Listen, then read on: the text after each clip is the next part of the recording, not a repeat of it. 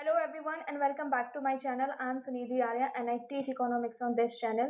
मैंने स्टैटिस्टिक्स से रिलेटेड एक सीरीज शुरू की हुई है। जितना भी स्टैटिस्टिक्स इकोनॉमिक्स के लिए रेलेवेंट है और जितना भी हमारे डिफरेंट एंट्रेंस एग्जाम्स में पूछा जाता है या फिर जो कॉम्पिटिटिव एग्जाम्स होते हैं उनके एग्जाम में पूछा जाता है, उसको मैं कवर करा रही हूँ। इन द प्रोसेस में अभी तक कवर करा चुकी हूँ। मीन को मैंने कवर करा दिया है, मीडियन को कवर करा दिया है और मोड को कवर करा दिया है। आज के इस वीडियो में मैं ज्योमेट्रिक मीन को कवर कराऊंगी। मैं बताऊंगी कि ज्योमेट्रिक मीन होता क्या है, उसको कैलकुलेट कैसे किया जाता है, ज्योमेट्रिक मीन और अरिथमेटिक मीन में क्या डिफरेंस होता है और ज्योमेट्रिक मीन की क्या क्या प्रॉपर्टीज होती हैं, ज्योमेट्रिक मीन के यूज करने के क्या मेरिट्स हैं और क्या डिमेरिट्स हैं। सो फटाफट से वीडियो को स्टार्ट करते हैं, ज़्यादा टाइम को वेस्ट ना करते हुए। सबसे पहले हमें समझना है कि ज्योमेट्रिक मीन होता क्या है।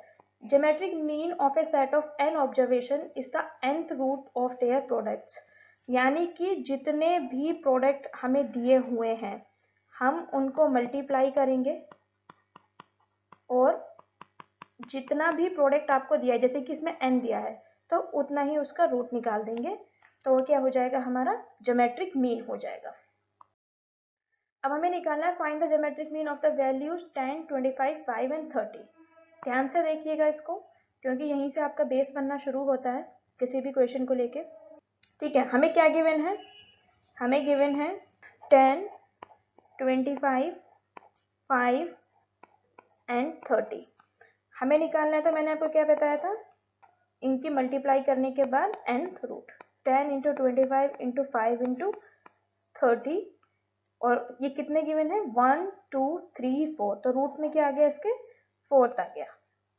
अब हम इसको मल्टीप्लाई करेंगे तो क्या आएगा, 25 पंजे 125, 125 की 3 में मल्टीप्लाई करके हम देख लेते हैं, 375 एंड 20, इसका 4th रूट।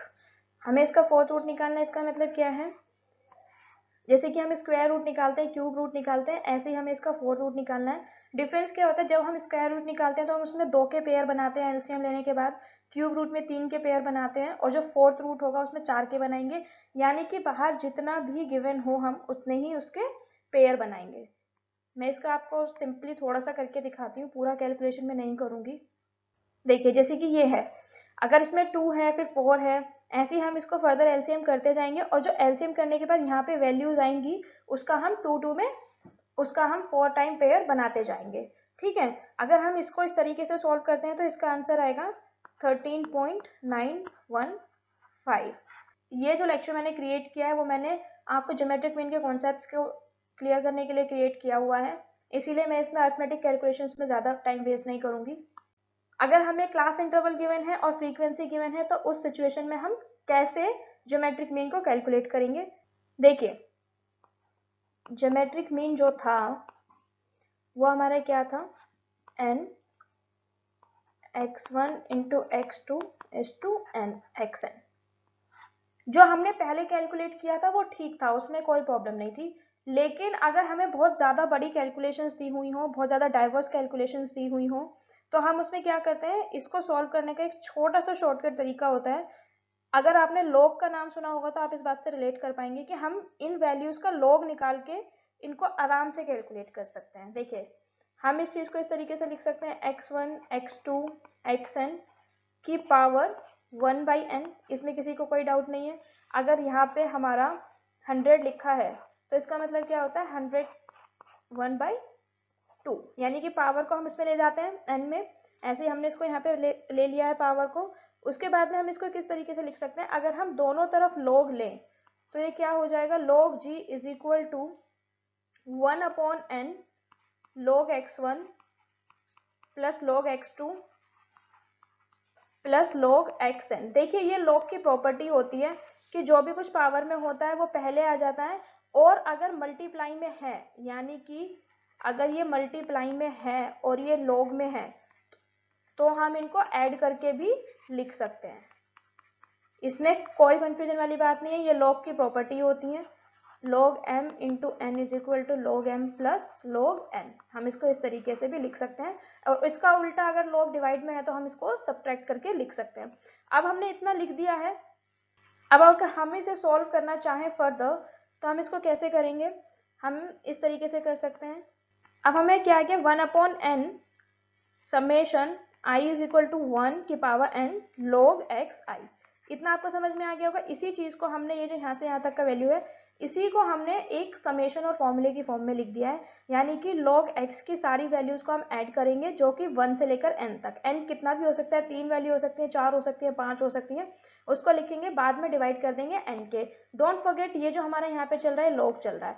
अब अगर हम इसे फर्दर सॉल्व करना चाहते हैं और g की वैल्यू निकालना चाहते हैं, देखिए यहाँ पे log g है, अगर हमें log g में से g की वैल्यू निकालनी है तो हम क्या करेंगे, इसका एंटी लॉग कर देंगे। ठीक है, जैसे ही हम इसका एंटी लॉग करेंगे तो ये सारा फॉर्मूला कंप्लीट ज्योमेट्रिक मीन का बन जाएगा और ये सारी चीजें यहाँ पर आ जाएंगी और इस तरीके से हम क्वेश्चन को इजीली सॉल्व कर पाएंगे। देखिए अब आप पूछेंगे कि लॉग और एंटी लॉग निकालने का क्या तरीका होता है। अगर आप लोगों ने 12th में मैथमेटिक्स पढ़ा है तो आपको लॉग और एंटी लॉग निकालना आता होगा। देखिए लॉग जो होता है उसको हम दो तरीके से निकाल सकते हैं। एक तो कैलकुलेटर के थ्रू निकाल सकते हैं, जो हमारा साइंटिफिक कैलकुलेटर आता है, उसमें लॉग का एक पर्टिकुलर की होता है, उस की को दबाने के बाद आप लॉग का वैल्यू लिखिए, आपको एग्जैक्ट वैल्यू सामने आ जाएगी। और दूसरा तरीका होता है कि हम लॉग के टेबल से इसको कैलकुलेट कर सकते हैं, यानी कि एक लॉग का पूरा टेबल गिवन होता है, जो कि आप पढ़ेंगे 12th क्लास में अपने मैथमेटिक्स में, उसमें से आप सारे पर्टिकुलर वैल्यूज को ड्राइव करना देख सकते हैं, उसमें से आप सारी लॉग की वैल्यूज को देख सकते हैं। अगर आपको लॉग टेबल देखना नहीं आता तो आप कमेंट सेक्शन में मेंशन कर दीजिए, मैं उसके ऊपर एक पर्टिकुलर वीडियो बना दूंगी। बट फिलहाल आपको ये समझना है कि लॉग और एंटी लॉग को यूज करके हम ज्योमेट्रिक मीन को कैसे कैलकुलेट करते हैं। देखिए अगर हमें सिंपल डेटा गिवन है तो सिंपल डेटा जब हमें गिवन होता है तो हमें उसमें लॉग निकालने की जरूरत नहीं होती है, उसमें हम केवल उनको मल्टीप्लाई करके उसके एंड रूट को निकाल देते हैं, यानी कि जितने नंबर होंगे उतने ही नंबर को मल्टीप्लाई करने के बाद रूट निकाल देते हैं। अब देखिए ये अर्थमेटिक मीन से मिलता है, क्योंकि अर्थमेटिक मीन में हम क्या करते थे, सम करके उसके टोटल नंबर से ऐड कर देते थे। हम ज्योमेट्रिक मीन में क्या करेंगे, मल्टीप्लाई करके उसका nth रूट कर देंगे। ठीक है, लेकिन अगर हमें क्लास इंटरवल और फ्रीक्वेंसी अलग से गिवन है तो हम कैसे सॉल्व करेंगे, अब मैं इसको दिखाती हूँ। इसमें हमारा लॉग और एंटी लॉग वाला कॉन्सेप्ट यूज होने वाला है। ठीक है, देखिए हमें यहाँ पे ये गिवन है तो सबसे पहले हम क्या निकालेंगे, मिड एक्स निकालेंगे। मिड एक्स कैसे निकालते हैं जो मैं आपको बता चुकी हूँ, first and last divide by 2, ये क्या हो गया 140 divide by 2 is equal to 70। तो यहाँ पे क्या आ गया 70। अब इनके बीच में 20 का डिफरेंस है तो ये 90 आ गया, यहाँ पे 110 आ गया, यहाँ पे 130 आ गया, यहाँ पे 150 आ गया, यहाँ पे 170 आ गया। ओके, ये 150 तक ही गिवन है तो 150 तक आ जाएगा। देखिए अगर आपको ये मिड वैल्यूज को कैलकुलेट करना नहीं आता है तो आप मेरी अर्थमेटिक मीन की वीडियोस को देख लीजिए। अगर आप पहले अर्थमेटिक मीन की वीडियो को देख कर आएंगे तो आपको ज्योमेट्रिक मीन बहुत इजीली समझ में आ जाएगा, लेकिन यहाँ पे भी मैंने आपको बता दिया है शॉर्ट में कि उसको कैसे कैलकुलेट करना है। उसके बाद में हम यहाँ पे log x की वैल्यू निकालेंगे। log x की वैल्यू मैंने आपको बता दिया है, log 70 कैलकुलेटर के थ्रू या फिर जो log टेबल आता है उसके थ्रू आप कैलकुलेट कर सकते हैं। मैं यहाँ पे सीधा वैल्यूज को लिख के बता रही हूँ।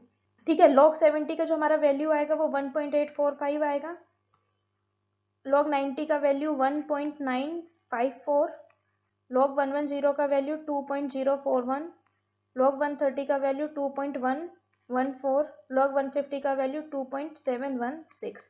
अब हमें क्या करना है, जैसे हम एग्जैक्ट उसमें करते थे अर्थमेटिक मीन में, फ्रीक्वेंसी में मल्टीप्लाई करते थे, हम इसमें भी मल्टीप्लाई करेंगे, यानी कि ये हमारी फ्रीक्वेंसी गिवन है तो हम इसमें मल्टीप्लाई करेंगे 22 इंटू 1.845।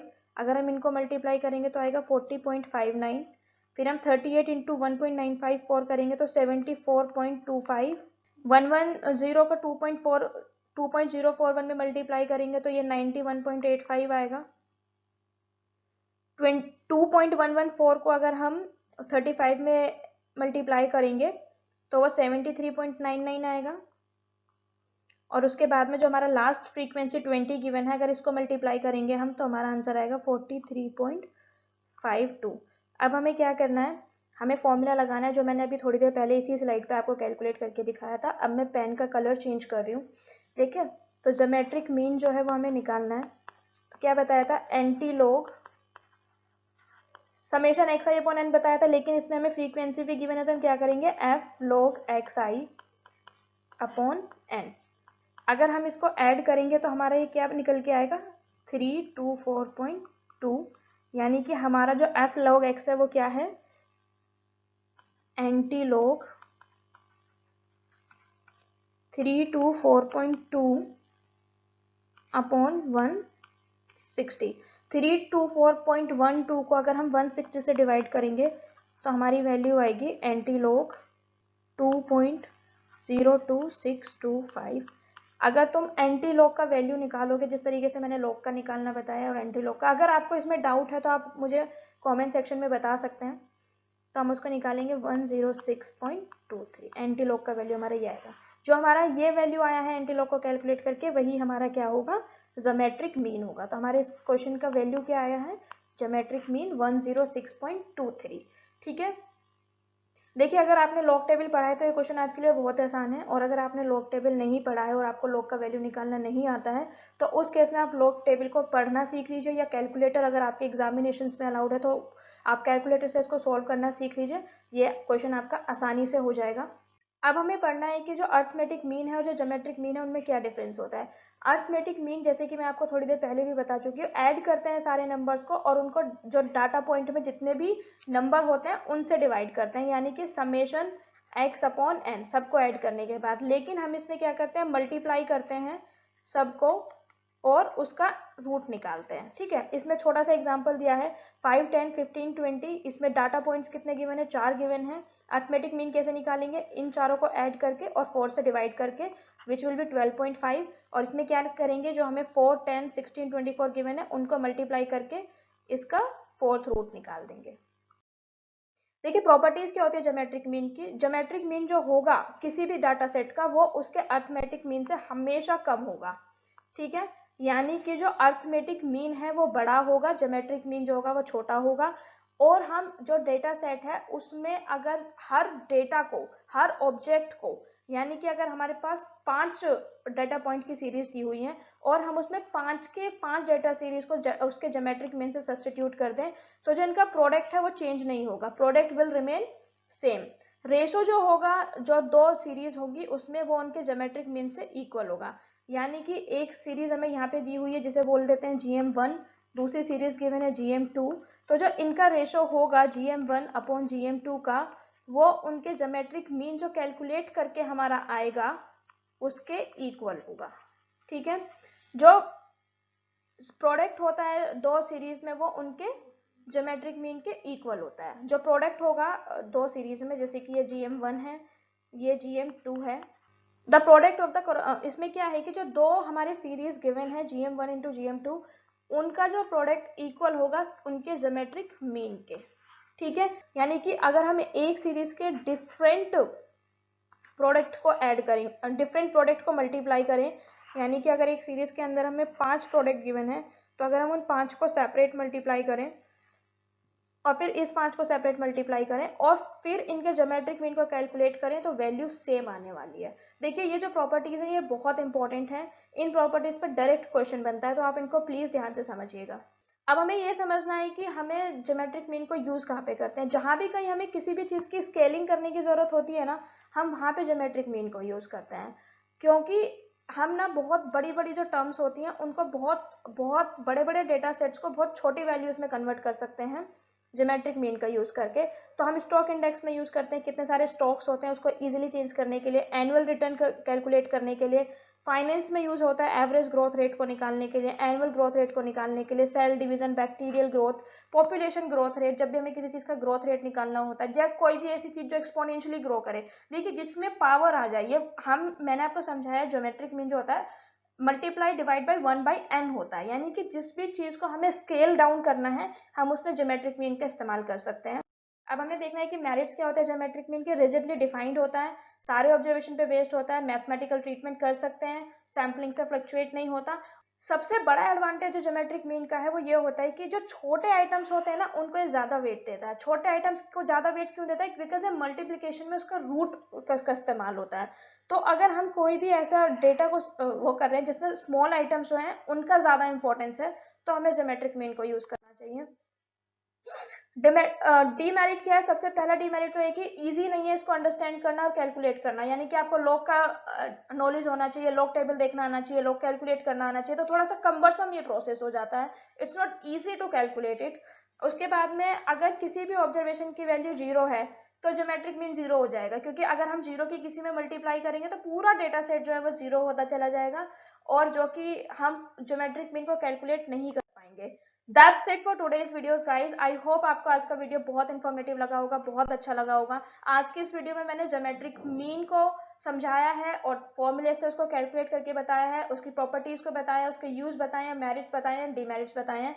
अगर आपको कोई भी डाउट है तो आप उसको कमेंट सेक्शन में लिख सकते हैं। अगर आपको कोई भी कमी नजर आती है तो आप मुझे कमेंट सेक्शन में बता सकते हैं। I will improve that. Till then, please like my video, share it with your friends and subscribe to the channel. Thank you so much.